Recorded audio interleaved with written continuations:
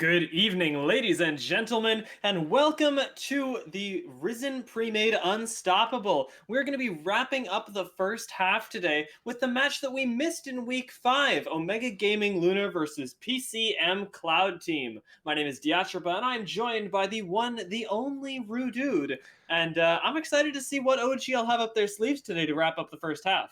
Yeah, so am I. Obviously, we're looking for the Lunar boys here to round out strong, finish the team or finish the first half rather 6-1. Important to note here, they're up against Purple Caster Minion Cloud Team.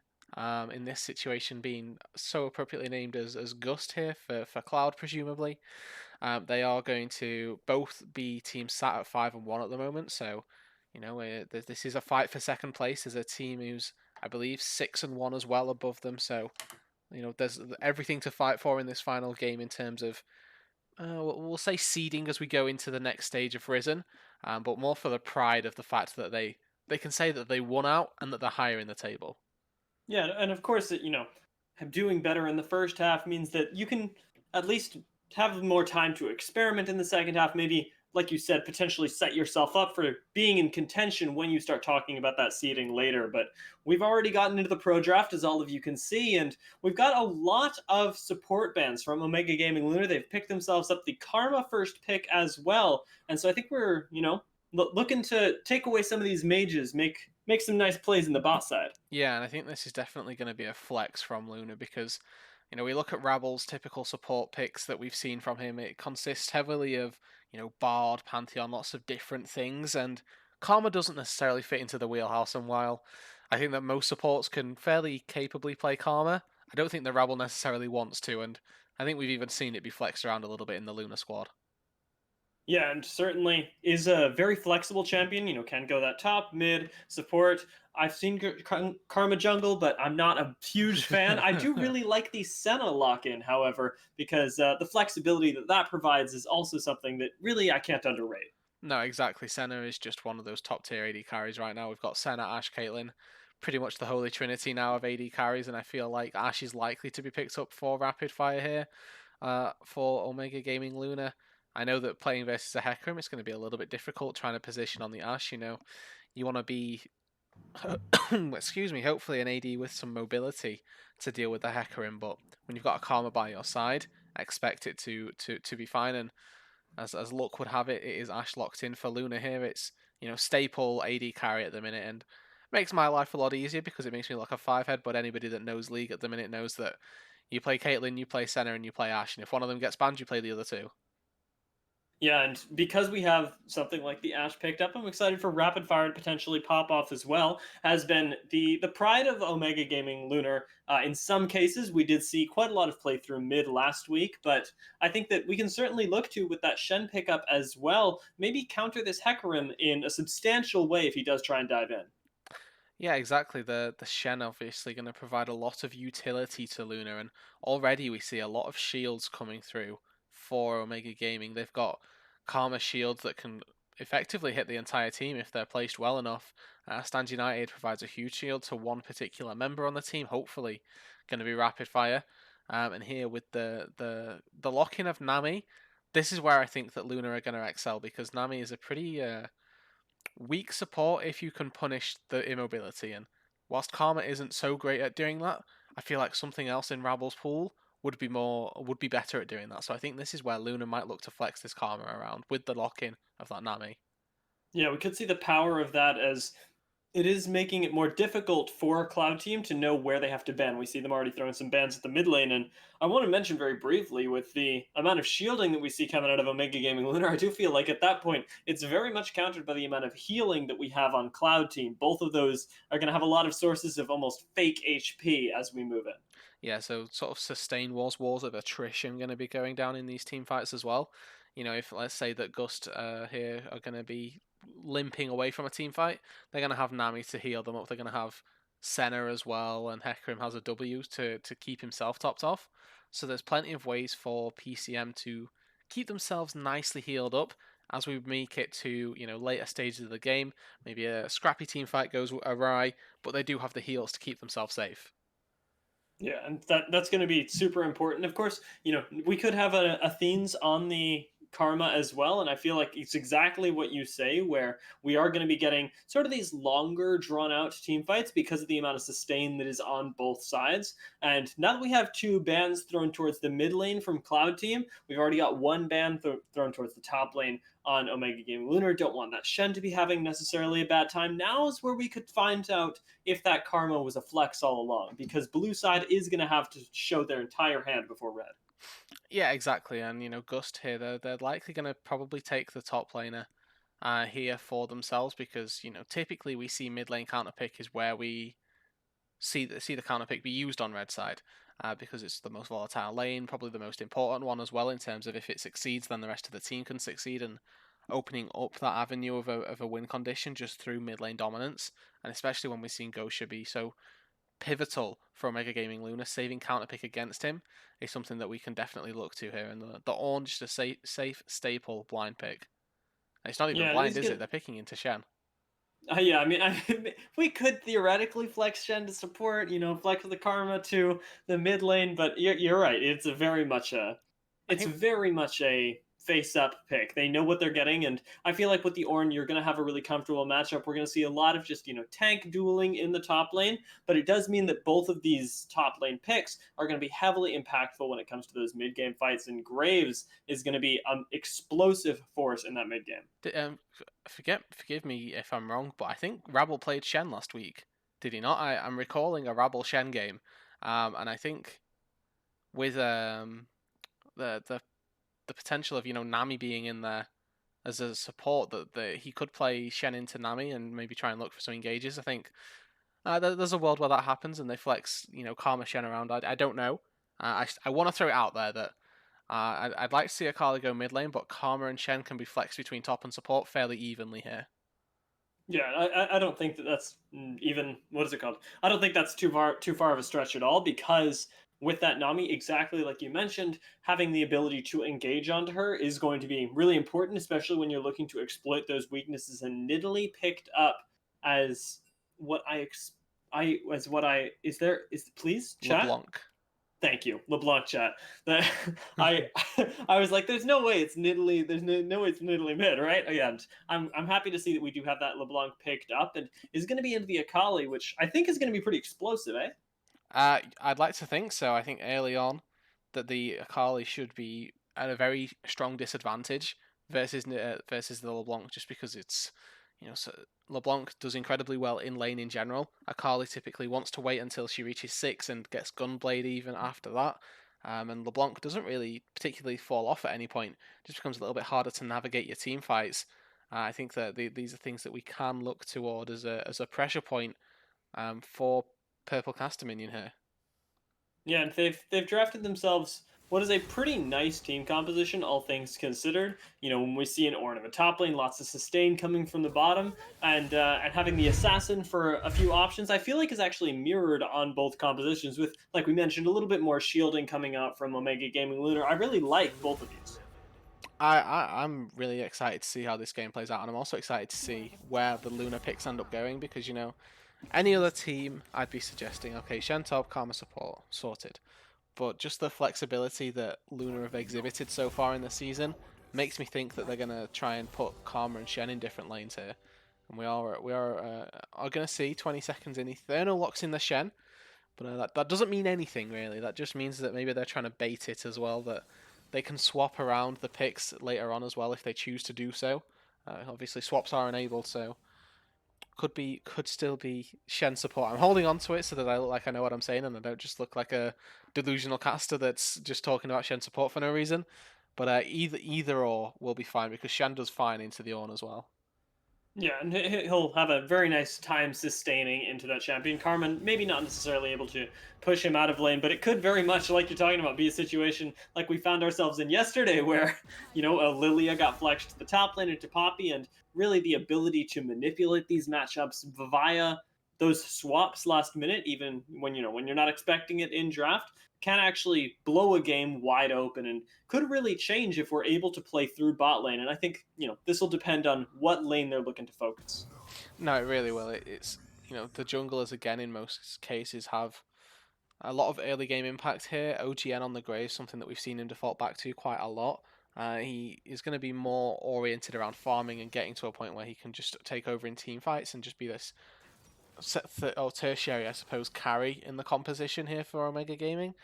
And then not important on the Hecarim looking like if you can get any early game impact, then that would be great, because obviously this bot lane is going to be fairly gankable mid lane as well early on. You want to try and snowball your LeBlanc so that the squishy members from Omega Gaming Lunar don't have the same potential to take over, just because your LeBlanc's running around one-shotting people.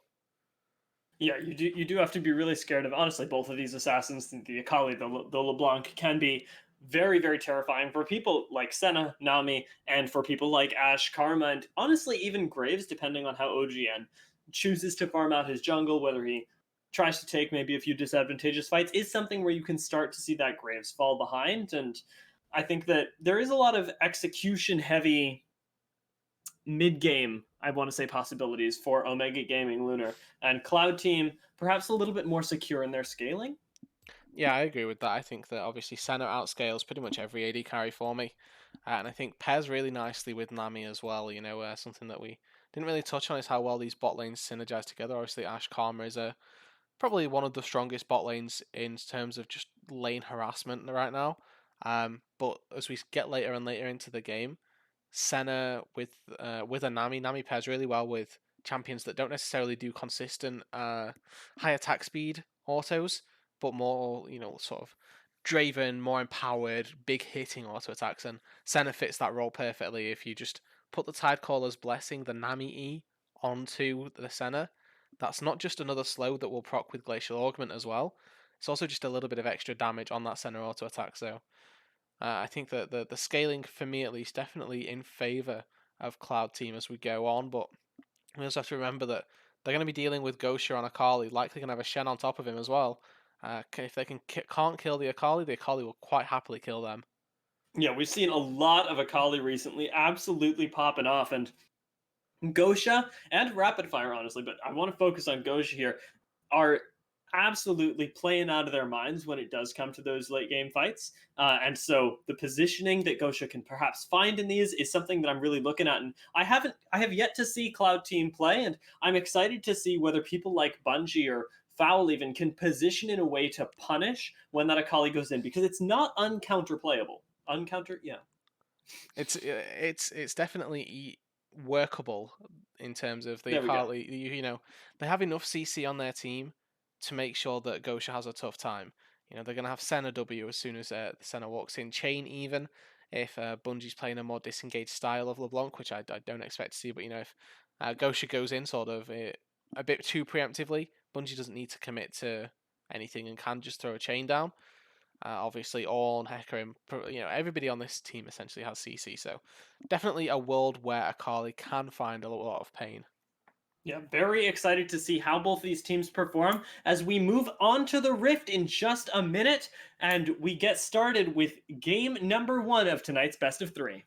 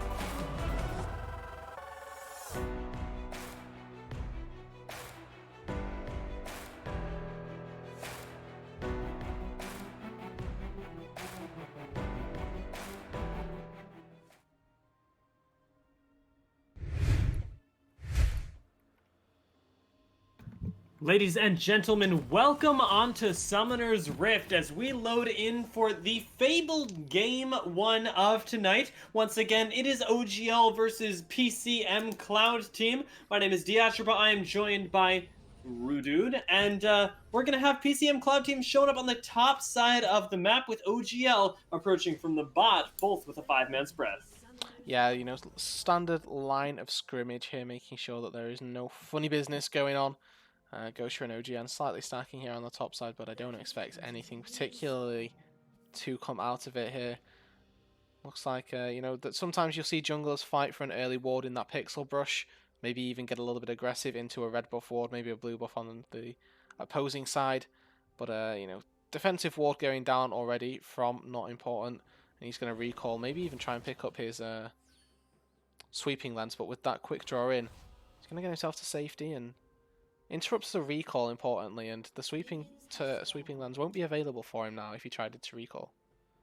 Yeah, and manages to get that ward onto the red buff as well. Now both teams going to be able to retreat back as we see Ait Cool just waiting up here. I really like the names from PCM Cloud Team. Ait, Not Important, Bungie, Foul, Maya. These are players that I haven't seen before with the exception of Not Important, who I've actually seen pop off on several occasions across amateur leagues. So I'm excited for this game, how he looks on the Hecarim. Okay, we'll bear that one in mind, and already here we can see these trades going down, and for me at least, Bungie really should have the run of this lane early on. It's nice to see that Ghosh is actually trying to trade back. He's actually got the Doran shield for himself to try and mitigate the poke from the auto attacks that the LeBlanc can put down as well. So lots of variance in this lane to see how it goes out. Yeah, trading all across the lanes actually as Scarred Rabble manages to hit that early on Mantra Q. This is something that, Karma going to have a lot of push early on with her ability to use her Q not only on the minions but on the champions surrounding them, is going to be able to help out the Ashe. And what you talked about is being a very harass-heavy lane.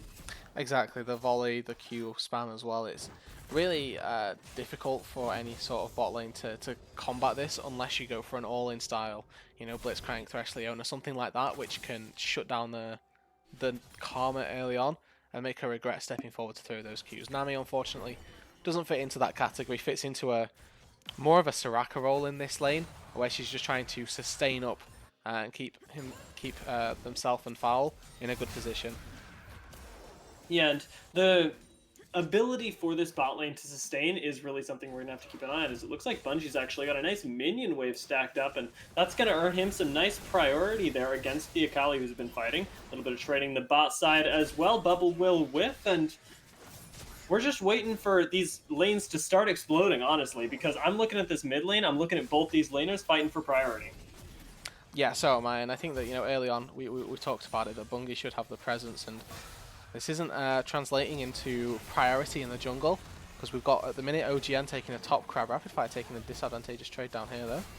Yeah, steps a little bit too far forward, eats a bubble, but Foul might actually be in trouble here. He is that flash auto away, but not even needed as Rapidfire just walks forward, claims the first blood for himself, and Bungie in a little bit of trouble in this mid lane as well. Bot lane, though, is going to be where the first blood was claimed, and is going to be where the advantage starts to stack for Lunar. Yeah, and really interesting that no exhaust use from Maya, no flash use from Foul.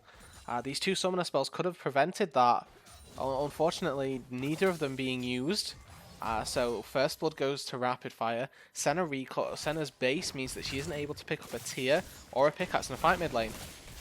Yeah, it looks like we do have Gosha going on the aggressive here. OGN flashes in to secure that kill. Bungie falls, and double kill picked up for Graves as Not Important falls as well. Soon to follow him. Double kill in the mid lane, though. And on the jungler is going to mean OGL continue that snowball we talked about. Yeah, incredibly strong start from Lunar here in this first game. 3-0 already, almost a 2,000 gold lead.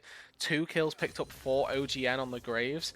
He's going to be set up really nicely here with those kills. Picks up the Skirmisher's Saber on his first recall. He's going to have enough money to easily complete Caulfield's Warhammer when he goes back, and will be looking for that Warrior Enchant incredibly quickly. If he's able to pick that up, we'll be able to bully out this Hecarim, no doubt here, because Hecarim really doesn't become a champion, for me at least, if he's set behind until he picks up the Trinity Force, and you have to at least finish up the Smite enchantment. Don't necessarily go for the Cinder Hulk or anything just yet, because you need to spend all the gold that you get on those Trinity Force components. Yeah, it's going to be a super important item for him. And actually, we do have a lot of important one-item spikes in this game when we think about things like Ashe and, like as you mentioned, Hecarim and Akali as well. This is a game that could easily explode around at like those item timings. No, exactly. It's one of those things where we have to think about if Lunar get there first, then they're in a great position. Similarly, it's really just a race to completed items because whoever's going to get there, they're going to have advantage around these neutral objectives that need to start getting taken. Around Herald, which is going to spawn soon. Drake is already available. Doesn't like either jungler has put some pressure there, but Gosha in the mid lane. Yeah, we're looking for some revenge onto Gosha here, but the Shroud will get him out to safety as the horse can't find anybody to target with his charge. Will mean that we see a return to normalcy in this mid lane, and as much as Bungie's trying to take aggressive trades, Gosha's the one who can sit pretty. Yeah, he really is. He got 2 assists off of the first first sort of gank in the mid lane. LeBlanc as well, losing XP on the death. Gosha in a really nice spot, and LeBlanc here finally putting some punishing down, but needs to be more than that. We need to see him really sort of solo killing or forcing back Gosha before the advantage has been claimed. Yeah, level 6 is hit by both mid laners and the top laner, though, means that Shen can join at any moment, and that's something that we could be looking to punish here. Is not important. Pays a visit to the top lane, just gets the taunt out, no summoners expended there, and the fact that he's showing top lane means this dragon, not long for the world, as OGN grabs that one for Omega Gaming Lunar. Yeah, that's a lot of, a nice little amount of magic resistance and armor going towards themselves there. I don't know why that took me so long to figure out. They get the stats through, and now with the Ocean Drake spawning in just a little bit here, it means we have the 50-50 Cloud Soul potential here, but we also might get an Infernal Soul, so a lot of damage for a high damage profile team, or you know, a lot of ultimates for a team that, you know, they provide a lot of utility with ultimates. You know, Shen Stand United, similarly with Enchanted Crystal Arrow, and on the other side of that, Onslaught of Shadows, Ornhorn, and the Dawning Shadow, the Senna ult, all going to be incredibly impactful.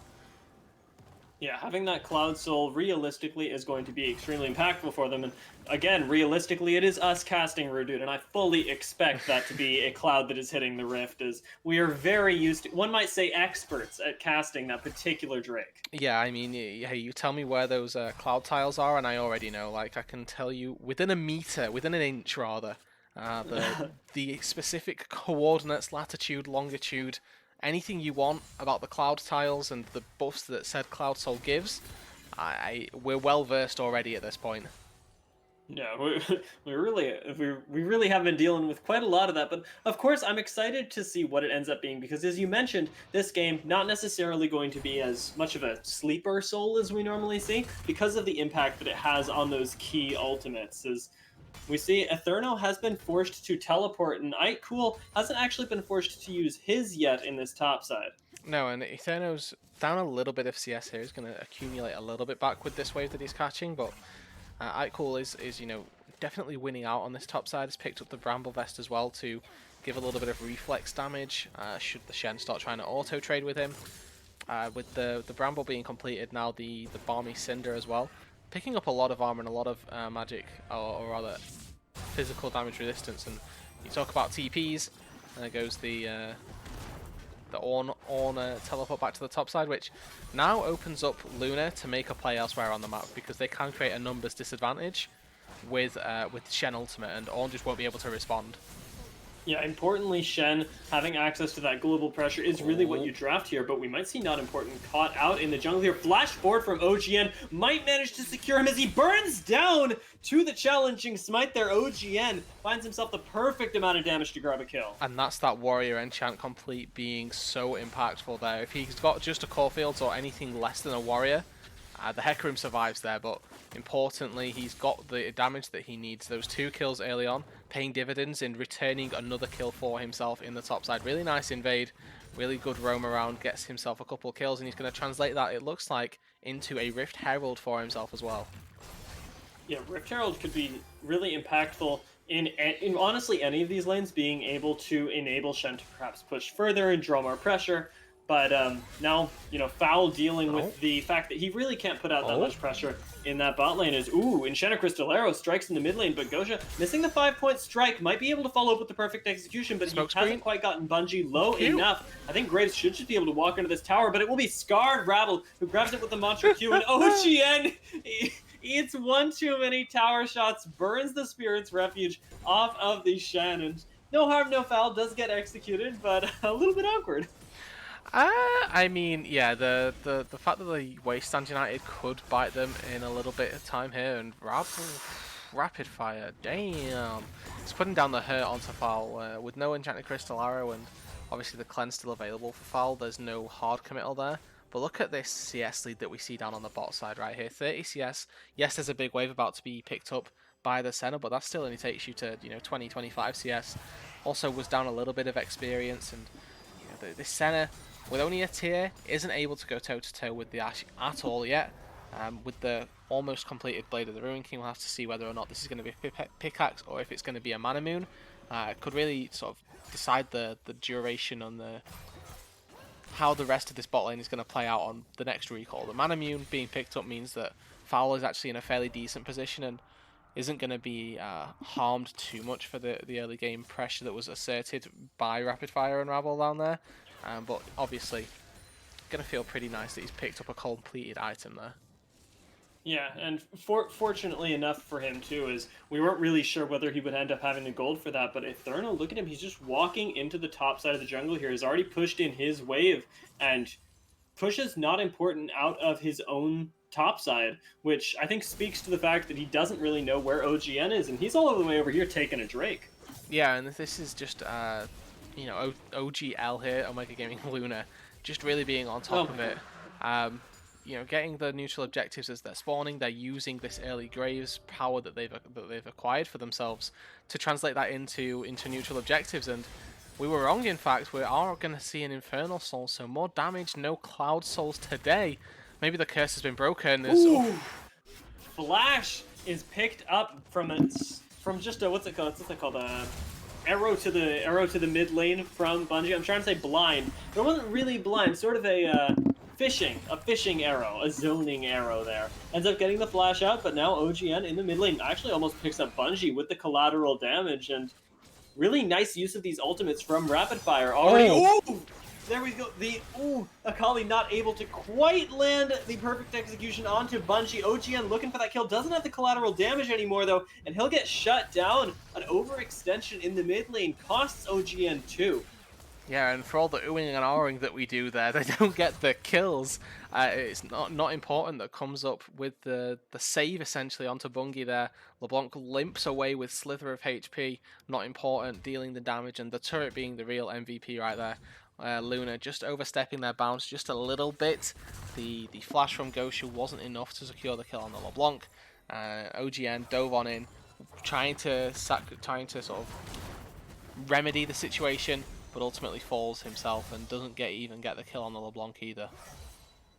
No, the fact that they're not able to find that is pretty massive, as if they're not able to find a lot of success in his own lane either, is being forced to back here, and at a 15 CS disadvantage against the Ornn, who was picked face up into him. They knew that they were going to have to deal with this matchup, but the fact that the Shen hasn't really been able to use that Spirit's Refuge, hurting a little bit since this lane isn't going particularly in his favor either. No, exactly. The lack of global potential that Etherno has had. This goes back to the entirety of Lunar as well. Not playing with the Shen in mind, I suppose, is going to hurt him a little bit. And you want to generate a lot of kills and assists really for yourself around the map. It's sort of the Gangplank syndrome, where you just sort of pick up assists around the map and you start winning these trades. Yeah, Therno just grabbed himself the Titanic Hydra, so is feeling pretty good into this. Even though Ornn has grabbed himself a full armor stacking build, is still going to be hurting quite a bit from a full trade off the Shen. No, exactly, and that's something that we've sort of missed, but has something that has been going on this entire time. It's just this constant pressure from Omega Gaming Lunar down on the bot lane. You know, Rapid Fire and Rabble. Ocean's in the mid lane though, and he's just walking straight towards Bungie with the shotgun. No W left. It means that he will just burn down to the damage off the challenging smite there. And this is once again OGN, even though he dies, manages to continue grabbing these advantages. Yeah, red buff and the red smite, of course, coming in huge to ultimately secure the kill onto Bungie there. That's going to give Goshu an even bigger lead in this mid lane right now, as if it wasn't big enough with 30 CS and a completed item for himself. The extra experience that he's going to generate right now is going to be really huge here, and I like this from OGN actually, just as he recalls, finishes his phage, but doesn't go for the Kindle Gem straight away, Etherno. Yeah, he's actually going straight onto Ike Cool, who's maybe 2 hits away from death, though. Flash Decided fatal. to turn around with the Call of the Forge. Got Senna ultimate as well, is going to buy him the health, and he flashes forward to take down Etherno.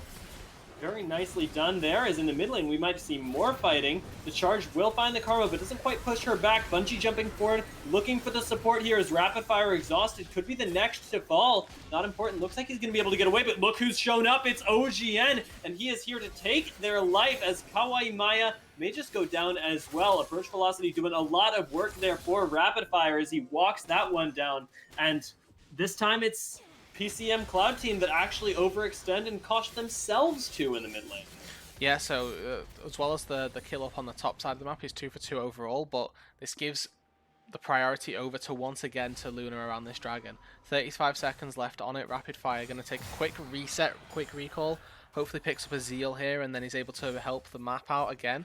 They're able to set up vision hopefully around this Infernal Dragon spawning, and then look to take it, because they're definitely the stronger team right now. The majority of the gold that PCM have got is actually sitting on the Ornn here. You know, he's the highest level on their team, has the most CS in the game, not just in his team, and he's, you know, actually a fair chunk of this PCM roster and all of the strength really in this Ornn. Nice to see that he's down here to try and contest the dragon. Looks like Lunar are just sort of going to give this one up. OGN might go for a steal. Yeah, OGN's looking for the fish here, and I'm curious to see whether we see PCM sticking around. Gosha also looking for a way in. Bungie, though, he's on a control board, isn't seen. Might actually manage to take down Scarred Rabble, but he doesn't quite have the burst. In the meantime, Senna manages to be the one that secures the kill on the Dragon, but Bungie goes down, and now the fight is all Gosha's. He's able to find 5-point strikes across 3 members, make it 2, make it 1 as Ike Cool soon to follow. Double kill for the Akali, triple kill for the Akali as she grabs the Ornn as well. And as much as the Dragon goes in the favor of PCM, the fight is won by Omega Gaming Lunar. Yeah, and won handily as well. The majority of the focus during that team fight was actually also only put down onto Rabble as well on the Karma, and that's just not the target that you need to focus if you're a PCM. They need to focus down this Akali, who's just displayed why this champion has risen to prominence in the recent patch. They're just absolutely overtaking this team fight and that game right now. He's doing a lot of work, and with the priority that OGN has put mid lane early on, has helped this Akali no end, getting to this point now where the Akali can take over team fights and sort of gateway and help out the fact that, you know, Graves, you helped me out early on, it's now my turn to repay the favor. And it's at this point that, you know, as PCM, you're probably thinking, oh my, why is nobody focusing the Akali? And it's so hard because she has the ability to, you know, use that shroud and reposition really rapidly with the shuriken flip. Like we saw in that team fight, it ended up just being Akali and everyone else sandwiched right up next to her with no cooldowns left available to them. No, exactly. They were burning all of their cooldowns on the dragon as well, that they were trying to, you know, burn down the dragon before Graves can get in. And granted, you know, you said that they to secure the dragon, it's actually Senna that picked it up, interestingly enough. But they get the Drake, but at the cost of 5 members, at the cost of all of their cooldowns, and I could see Ike Cool in a bit of danger here. Yeah, I mean, no Black Cleaver on the Graves just yet, but Rapid Fire is in fact the one in danger. 3 members in the mid lane means that he's going down. They might be able to rotate up to Ike Cool and save his life, but down. Foul, I think, should be pretty dead here. He uses the Shuriken Flip just to get in range. Perfect execution will grab the kill on the Senna, who has no business being up that far. No, definitely not. I can only assume that Goshu was waiting in a brush nearby, and, you know, caught him catching a wave that he shouldn't have been pushing. Looks like the Herald going to go in favour of PCM though, so, you know, picking up some neutral objectives for themselves is definitely how they want to be looking to stall out this game. I would expect to see Gosha pick up the bot lane tier 2 as well, whilst we're, sort of waiting around here, because this is how they're going to trade back, and how it looks like Lunar are trying to win is potentially through just this split pushing really strong Akali. Yeah, they do have a really strong 1-3-1 with the fact that Shen can sit here against this LeBlanc, and actually looks like he might be taking a favorable trade as Bungie goes below half HP. I'm not sure you want to be dashing right back into the Shen there, as Eterno finishing that Titanic Hydra first into straight magic resist has actually felt really good into this lane matchup. Not important. He looks like he's going to have to cover. Yeah, he has to stay there and make sure that Bungie can clear out the wave. He's just just chaperoning the LeBlanc and going, "Yep, dive her, I dare you. I'm right here." That's not allowed. It's really nice to see though that they're going for it. And Eterno proxy farming half of the wave. He's looking to take this top lane tier 1. I was just about to say I'd like to see the rest of Lunar help him out here. Just rotate up, give him the support so that you can just all get this. This isn't this isn't something that PCM need to defend. Just committing 2 or 3 members there, they'll be quite happy to concede it, because it's really not the biggest objective in the game. And whilst it's a little bit of gold in the pockets of Lunar, it's something that PCM can't really fight for. Yeah, and just having them all disappear into the fog of war like that does make this game something that's harder for them to manage. When the entire enemy team can sort of just walk out of lane and leave your site, it makes it really hard to determine where you can actually invest resources. And we see that right there as PCM forced to back off that top lane turret. And I mean, Bungie is really the only one who's able to walk up and clear wards like we just saw. Yeah, exactly. He's got the distortion as well if he needs to get himself to safety. You make a case for Hecarim if you wanted to try and walk up and clear wards, that he'd be fine. Obviously with the Herald isn't able to sweep at the moment. He does have the E to get himself to a little bit of safety, and at the worst case pops Ghost, maybe even pops his ultimate as well. There's plenty of tools to get himself out, but Herald being called in the mid lane now. Drake spawning in about 30 seconds. Looks like PCM trying to drag Lunar around the map. Yeah, good usage of the Herald is going to get them that nice mid priority as we see them setting up, and actually PCM looking to secure themselves the vision supremacy that did get them the Drake beforehand. Hopefully this time they win the fight. Yeah, that's definitely what they're going to be looking for, but they're down a sizable chunk of gold here. Eterno on the top side. Gosha caught, maybe. Yeah, Gosha's going to be chained up here. Can't get away from that one in time. Ultimate from the Shen, but you don't know this is coming as Shen has suddenly appeared, and not important. Suddenly going to be very unimportant as he absolutely melts instantly. Gosha's already going hard in. Doesn't have any stasis to get himself out though, but the Shuriken Flip will do work. Rapid Fire taking a lot of damage from Bungie, but the fight is already won as OGN is the man that everyone forgot to pay attention to, running rampant with the shotgun, and that's going to be Dragon as well as the Ace going over to Omega Gaming Lunar. Yeah, and I'm hoping that Lunar try and take the Baron off of this as well. 5 members down, 23 minutes into the game here. Gosha playing around his cooldowns near perfectly in that team fight, baiting in the Hecarim, baiting in the LeBlanc, and then also translating the Akali play into being able to take down Foul on the backside as well, using the perfect execution to cause so much havoc during the backside of that team fight, using the Shuriken Flip to get himself back out to safety when it looks like he might have gone down, and then calling it back to go all the way back in as well. Just really well played team fight from Gosha, well played team fight from the rest of Lunar as well. It's easy to praise an Akali who's just gonna now look just maybe one shot. I think Maya just goes down here as nothing hits in terms of crowd control from PCM Cloud Team, and Akali is allowed to continue to run rampant. You talked about the Shuriken Flip being so important there, and I also want to bring attention to that with the fact that Gosha on this Akali demands both demands respect, but also has the ability to just walk out of a team fight, and then as soon as you forget about her, walk right back in. It's really hard to play against a champion like that when you have people that have to hard commit like Hecarim and Ornn that can use their CC, and that's it. They have no more. They don't have passive whatever. Exactly. It's one of those things where they're Ornn, Hecarim, they only go in essentially. When you're in a team fight, they're going in and their engage potential is so strong, but if you don't find the kills off of that initial engage, this is where we see the issues arising, because Lunar are able to just kite it out and then allow their more consistent damage dealers to kite back whilst they're engaging, and then they have a really nice chase forward as well. Black Cleaver picked up, which means Phage procs for OGN. Ashe as well with approach velocity and all of the slows she provides, means that she can chase really well, and they could be engaged on mid.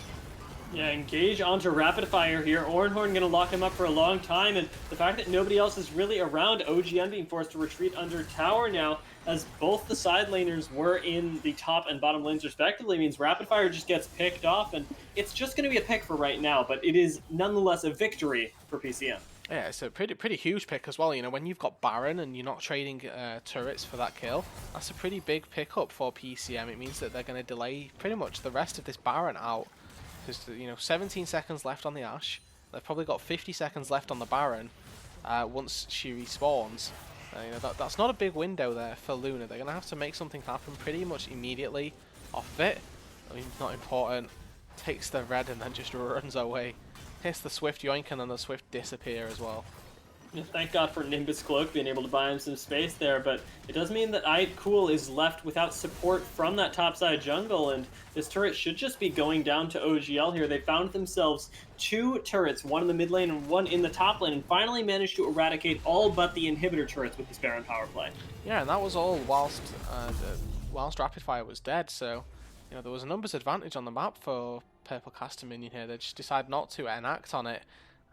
You know, the Hecarim maybe without ultimate at the time on Call of the Forge God wasn't available either, so maybe just not feeling confident enough to take these fights. But you know, in a 4v5 situation, you have to think: are they going to get many more opportunities like that to generate some advantages or generate a way back into this game? Rather, you know, look at it now. They're 11,000 gold down versus a really strong late game team. You have to try and pick up something where you can, because otherwise you are just going to get rolled.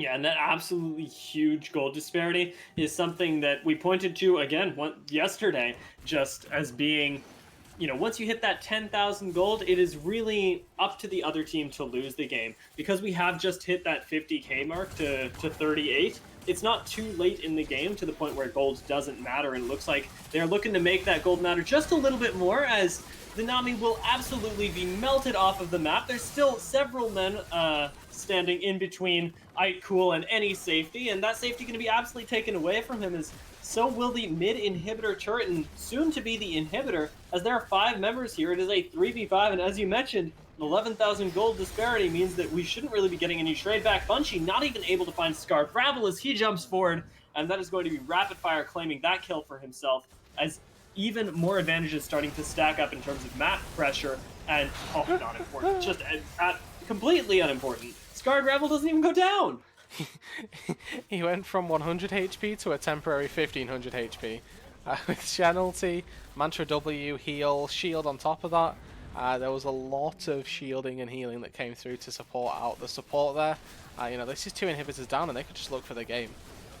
They actually can. There's really only Nami and Ornn that are relevant here. Foul technically has 2 completed items, but he's not going to be able to find anything. The root will land, and Cool trying to punish Scarred Rabble once again, but it means that the rest of the team is just going down. Nami's already deleted. Double kill picked up for the Graves. He can zone out the rest of the team, although Bungie committing once again into Scarred Rabble isn't going to be able to find him. He might go down, and he will manage to go down for that Graves triple kill, as 10-2 is OGN, as the Nexus explodes and OGL take game 1. Really well played game from Omega Gaming Lunar to start off this best of 3 series. You know, this is what we were looking for from Lunar, asserting themselves as this second tier team in this particular Risen group. Something that we're definitely excited about, something that we are super happy to see, because obviously they're, you know, well, we're here supporting the Omega boys on the Omega broadcast. Of course, we want to see them do well. You know, we want to, you know, quickly, you know, shout out the fact that it wasn't all doom and gloom, at least for me, for PCM. There's definitely a world where they can come back and attempt to take game 2 back, because they had some form of, you know, they were able to punish mistakes, right? And Lunar aren't the perfect team if they're able to punish, or if Lunar make mistakes. I like to see that Purple Caster Minion have exhibited the fact that they can punish them. So, you know, this by no means is the series over, and by no means is this just going to be a swift 2-0. Yeah, signs of life for sure from PCM, as we saw in quite a few instances them actually making proactive plays. It just happened to be into a gold disadvantage, and I'm certainly looking for them to clean that up as we move into game two to see whether they can actually, like you said, make this a series. This is a powerful team. These are teams that are both fighting for second, and that doesn't come from nothing. We'll see if PCM's able to pull it back though as we take a short break before loading into game two.